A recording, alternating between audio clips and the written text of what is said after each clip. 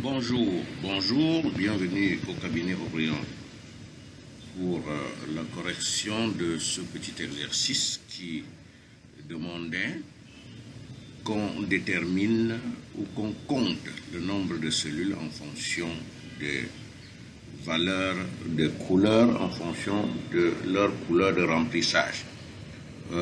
Compter, on peut aussi sommer, trouver le contenu en fonction des mêmes couleurs. Ici, on nous donne donc cette liste de commerciaux de l'entreprise avec leur vente sur le mois de janvier 2024 et on nous fait savoir qu'il y a 3 couleurs qui ont identifié les commerciaux. On demande donc de compter le nombre, de déterminer le nombre de commerciaux par couleur. Alors, je vais déjà reporter, il y a cette couleur qui est celle-ci, qui est donc il y a 3 couleurs, il y a le vert, il y a le jaune, disons ça, et il y a le rouge. Je vais déjà essayer de reporter chaque couleur quelque part là pour déterminer, pour en fait faire cette bonne présentation des couleurs. Je vais prendre celle-ci, je vais copier tout simplement, faire la reproduction de la mise en forme. Donc, je suis dans la cellule, dans une des cellules d'une couleur donnée. Alors, je vais dans le menu accueil, je fais reproduire la mise en forme. Je vais venir mettre ça quelque part ici, dans F1. Je vais prendre la couleur qui suit. Je fais la même chose cette fois dans F2. C'est pour ressortir les couleurs, hein. C'est pour les ressortir et les mettre à un seul endroit. Et ça va me faciliter la tâche. Je vais prendre maintenant le rouge. Je viens mettre là. Ok. Voilà les 3 couleurs en question. Bien. Je vais ensuite, dans mon tableau ici, déterminer le code de couleur. Parce qu'il n'y a pas une fonction. Il n'y a pas une fonction Excel qui permet de relever la couleur de remplissage d'une cellule. Par contre, c'est dans Visual Basic, qui est un langage rattaché à Excel, qu'on peut créer une fonction pour le faire. Je vais donc appeler cette colonne index couleur ou code couleur. Code couleur. Je vais déterminer ce code couleur là. Comme on le dit, cela ne peut pas se faire directement avec une fonction Excel parce que ça n'existe pas. Je vais alors créer une fonction qui permet de le faire. Pour créer la fonction, il faut être dans le langage Visual Basic. Ce n'est pas compliqué, mais il faut avoir quelques notions de base. Pour lancer Visual Basic, il faut aller dans Développeur et on va voir Visual Basic ici. Si vous n'avez pas l'option Développeur dans vos menus, vous allez dans le menu Fichier, vous allez dans Autres, Options. Dans Options, vous allez voir, aller dans Personnaliser le ruban ou barre d'outils. Assez rapide, mais c'est dans le ruban que nous voulons mettre. Vous cliquez sur ruban et sur la plateforme, la bande de droite, vous allez voir développeur quelque part là qui n'est pas coché. Alors, vous cliquez dessus pour cocher et puis vous faites OK. Ça va revenir, vous allez trouver le menu développeur là. Ou alors, vous pouvez ne pas passer par le menu développeur. Vous utilisez plutôt la combinaison de touches Alt avec F11. Ça vous balance dans l'éditeur de Visual Basic for Application de Excel. Donc lorsque vous êtes dans Visual Basic, pour retourner à Excel, vous venez dans la barre d'outils, vous allez voir affichage Microsoft Excel ici et vous retournez dans Excel. À tout moment, avec Alt F11, vous balancez de Excel à Visual Basic et de Visual Basic à Excel, ou alors dans le menu développeur, vous faites Visual Basic, vous êtes dans Visual Basic. Alors, dans Visual Basic, nous allons créer une toute petite fonction qui permet de déterminer l'index de couleur. Pour le faire, je me mets dans la zone de projet, je clique sur le bouton droit de la souris, je vais faire insertion, je vais insérer un module. C'est donc dans le module que je vais écrire une toute petite fonction qui permet de déterminer le code couleur, n'est-ce pas, dans Excel.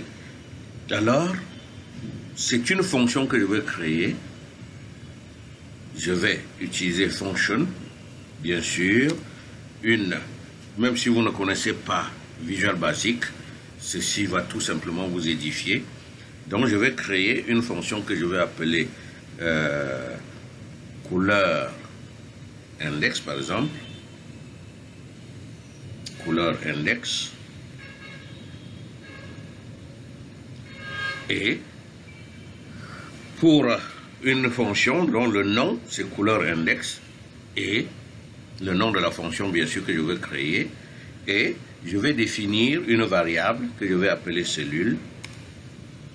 Cette cellule doit être, n'est-ce pas, de type range, c'est-à-dire de type plage, et effectivement les numéros d'index que je vais donner doivent être de type entier, integer. Ok, dès que je l'ai fait, je vais mettre cette petite ligne de code, application, point volatile. Là, c'est pas obligatoire, mais c'est juste que ça va servir que chaque fois que j'ai fait un changement de couleur ou bien que j'ai fait, j'ai introduit une modification dans la feuille, que cela recalcule de manière automatique la couleur, n'est-ce pas? Donc que cela fasse le recalcul de la feuille de calcul. Alors, une fois que je l'ai fait, je vais donc définir couleur index. Alors, la fonction même sera quoi? Couleur index. Ce sera égal à la variable que j'ai définie, variable cellule, qui doit, dans l'intérieur de la cellule, intérieur de la cellule, au lieu de donner la couleur, doit plutôt déterminer l'index de la couleur. Voilà toute ma fonction. Voilà la fonction qui va me permettre de déterminer les couleurs chaque fois. Dès que j'ai créé cette fonction, je retourne à Excel, mais il faut que j'évite de perdre ma fonction. Il faut donc que j'enregistre. Et pour le faire, je vais aller dans Fichier, Enregistrer. Il faut faire très attention. Enregistrer sous. Ici, comme nous avons travaillé dans Visual Basic et qu'on veut que ça conserve ce qu'il y a dans Visual Basic, alors l'enregistrement doit se faire pas comme un fichier ordinaire Excel, c'est-à-dire avec extension XLSX, mais plutôt il faut que je vais lui préciser le type, que ce sera pas de type classeur ordinaire, mais de type classeur Excel prenant en charge les macros. Alors, je vais enregistrer cela sous ce nom, prenant en charge les macros. Sinon, je vais perdre ma fonction. Maintenant que je l'ai fait, j'utilise comme toute autre fonction que nous connaissons dans Excel pour déterminer le code de couleur de chaque cellule ici. Je vais donc faire égal, égal si, égal somme, si, égal mais. Comme j'ai défini ma fonction, c'est couleur. Et vous allez voir, au fur que je tape, c'est cette couleur-là. Donc c'est une fonction définie, elle est désormais intégrée dans les autres fonctions. Donc couleur, alors je veux définir la couleur, l'index de couleur de quelle cellule? De la cellule C4, et c'est une fonction à un seul argument, je valide. Il trouve donc que l'index de la couleur de la cellule C4, c'est 14. Qu'est-ce que je fais? Je recopie tout simplement sur toutes les autres cellules et j'ai la couleur de chacune. Et il y a 3 couleurs, donc cela veut dire que la couleur verte qui est ici, c'est le 14. Je peux taper ici 14.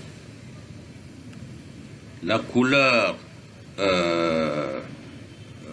orange là, c'est le 44. 44. Alors que la couleur rouge, c'est le 3. Vous parcourez, vous allez voir que ce n'est que les 3 couleurs-là. Donc, juste une petite mise en forme. Voilà.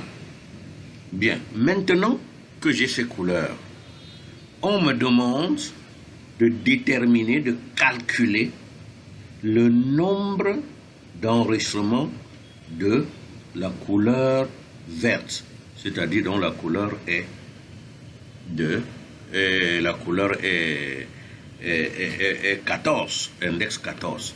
Qu'est-ce que je fais? Donc, comme il faut déterminer ça peut-être ici, je vais faire déjà une petite insertion de ligne pour dire nombre.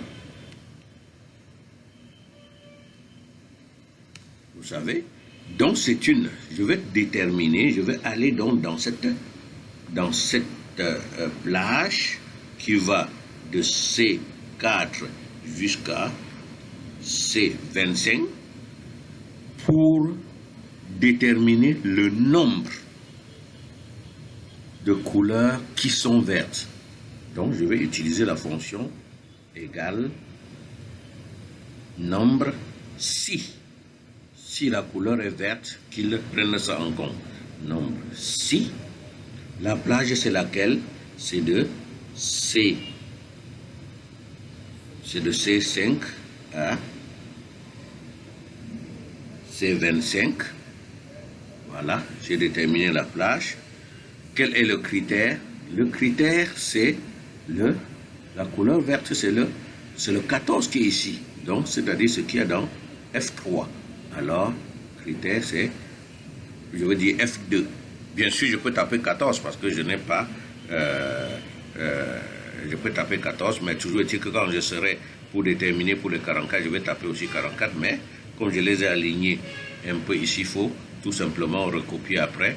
Alors, j'utilise la cellule. Voilà. Qu'est-ce qu'il dit? Il dit, attention, il faut faire très attention, égale nombre si, égale nombre si. Oui, il a raison de trouver 0, pour la simple raison que la plage, je me suis trompé, la plage dans laquelle il y a les codes de couleur, c'est plutôt cette colonne-ci et non celle-là. Donc ce n'est pas de C5 à C25, c'est plutôt de D5 à D25. D5 à D25, voilà, il trouve qu'il y en a 7 de couleur verte, on peut le voir, 1, 2, 3, 4, 5, 6, 7, bien sûr, je compte comme cela parce que il y a une petite quantité. S'il y avait 1000 informations, je ne m'hasarderais pas. Donc, en ce moment-là, j'ai déterminé pour les premiers, je fais juste une recopie. Il y en a 6 de couleur orange et 8 de couleur rouge. Même s'il faut faire la somme de tout ce qu'il y a dedans, égale somme. Voilà. Je ferai égal. C'est toujours la somme avec un critère. Je vais faire donc, mesdames et messieurs, donc je vais additionner le contenu ici pourvu que le code soit celui-là. Qu'est-ce que je fais donc? Égal somme. ici. La plage, c'est laquelle? La plage, c'est